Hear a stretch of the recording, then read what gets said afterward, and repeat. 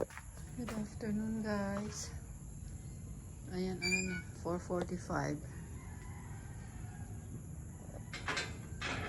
Kanina pa umalis yung natin kasi 3 o'clock umulan. So, ayan yung nagawa nila this afternoon. Medyo kunti lang. Kaso may ulan kasi eh. Tapos nga nito.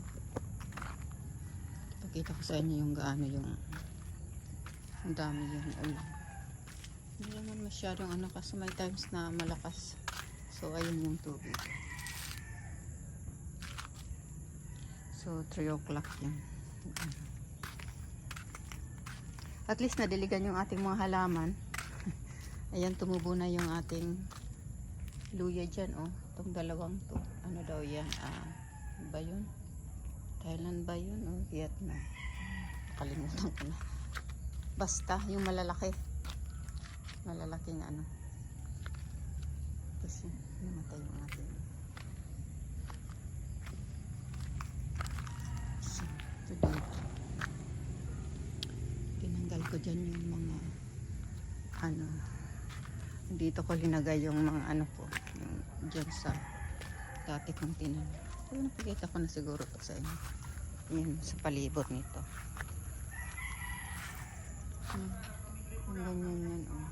Yung parang birds of paradise, yung bulaklak. Tapos ito, dito ko linagay yung mga doon. Meron pa nga akong kukunin yung mga yung doon sa likod din. Ganyan din. Tapos itong mga tinanim ko dito yung maliliit. Ayan na, overwhelmed na ng yung sweet potato natin. Sana yung mga tinanim ko ito. Siguro ilipat ko yan. Kasi masyado ng ayan yung ating ganda ng laser.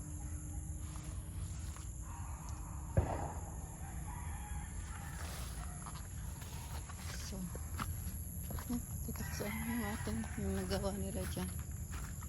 Hindi masyadong pwede na yan.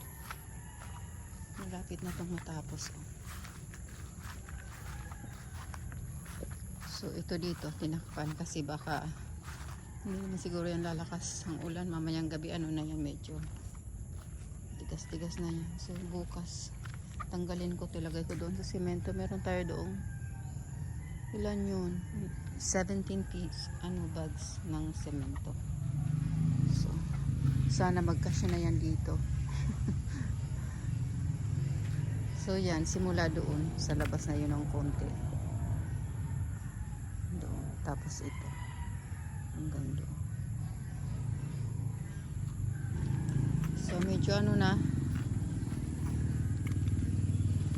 linis ko dito kahapon. Tinanggal ko yung mga bote, tinagay ko na sa so medyo keep na rin nila ng malinis yung mga saka yung mga yung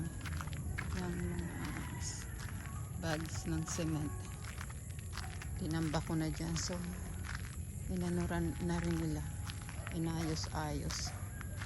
So tapos yung doon sinulog natin. So ito nag-deliver kanina ng ito dito yung 2 cubic ng gravel saka 2 cubic ng sand. Yung the other day 3 itong cubics ng sand, kaya madami sila, 3. Tapos isa lang yung so sana, not sure kung na itong sand, okay na itong sand. Itong gravel, I'm not sure. Nangalangan tayo, kunti na lang din siguro. So ayan, hindi tayo nakapag meron pa dyang mga mga weeds na tatanggalin, yung mga gumagapang na tapos yung makahiya dyan sa na yun. Pero at least kunti na lang yun dyan.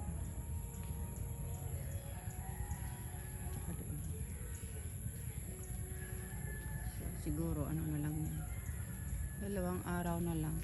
Kasi meron tayo dito, ito dito yung mga nakahiya dito, yung unang inano ko dito, tinabas ko lang kasi sila. So marami pa ditong tatanggalin. Ano natin, trabaho naman, wala naman tayong job na ano. So ito yung ano natin. Pagka ano na, mulan kasi. Pero maganda sanang ulan kasi malamok din. So yeah, okay na, malapit na. Oh. Hindi pa natin masasabing all the way na sa gate kasi yung ito yung konti. Hindi pa rin ano. Kasi ano nga dyan, kailangan dito muna para may daanan. So Monday sila babalik na. Kasi ano nga holiday, All Saints Day saka All Souls Day. 1st and 2nd. So Monday sigurado na to dito. Maano na to. Baka ano na rin dyan hanggang doon sa nagawaan na yun. So malapit na. Sigurado next week. Huwag ka nagtrabaho everyday. Tapos na to. In God's will. Pag hindi umulan,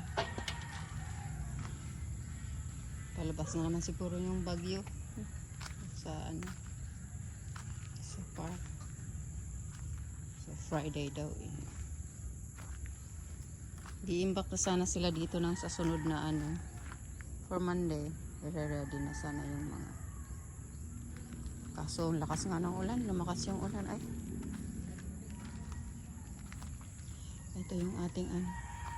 Wala pa siguro ditong nabubuong ano, bunga. Meron na ito siguro. Bunga na ba yan?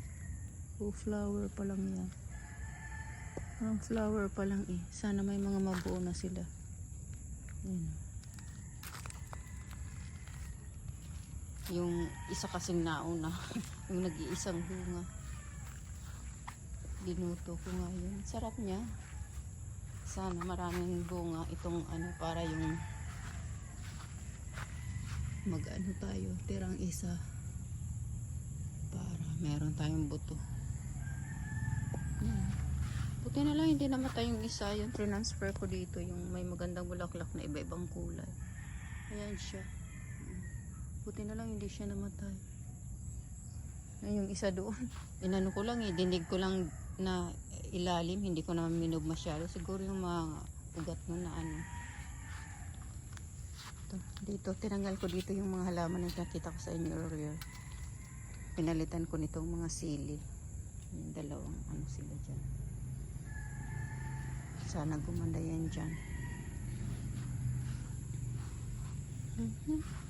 Si Cody Pot, hindi kumain. This morning kumain naman siya ng tinapay. Siguro 8 pieces na tinapay.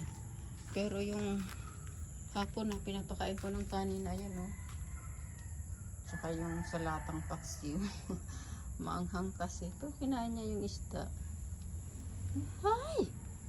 I say hi? I say bye-bye na? Bye-bye na, kadali na. I'm not feeling well. Oh my goodness. Paliliguan ko sana yung kanina kaso nung nagtatrabaho nga yung hose naka attach doon sa ano, bukas na lang. Paliguan ko siya pag mainit. Kung umuulan pa rin Saturday kasi kailangan mainit naman, kawawa naman si body pagka. Okay, bye-bye na. Bye-bye. Later.